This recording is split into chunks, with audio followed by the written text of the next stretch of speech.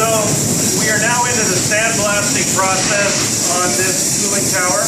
You can see over here, we've got our equipment, self-contained breathing apparatus on the hood, and we have removed what you saw previously. This is a near white blast application with about a 3 mil profile on it. We're going to hit the hot decks here next. So we're working our way up to the top.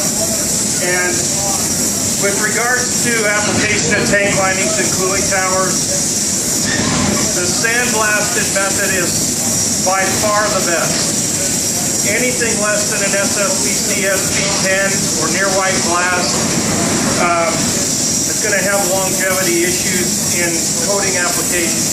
So I understand sometimes you can't get sandblasting equipment up to the top of a building and that you got to get into power tool grinding, but at minimum, it needs to be inspected at that point. If you do use power tool grinders, you still need to get that profile on the surface metal, and you have to get that rust off of the substrate.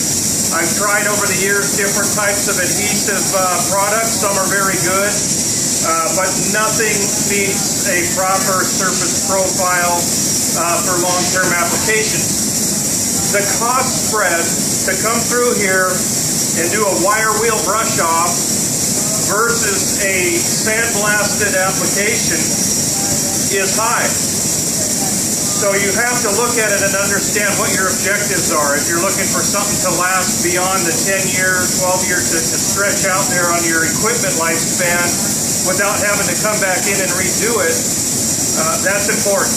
So there is a cost differential. You need to establish your objectives at the beginning of the project so that you understand what you're going to get at the end, and you can also evaluate the bid process and understand the differences between what you're getting, because this step has the most impact on overall equipment lifespan after it's been refurbished. So if you're going to hold your building for 20 years and you want a product in there that you don't have to come back through and tear stuff apart to recoat 5 years down the road, then you need to look at this application. And we'll talk more about it here once they get through with this. We're going to seal up some seams and we'll jump back in and take a look at the application process.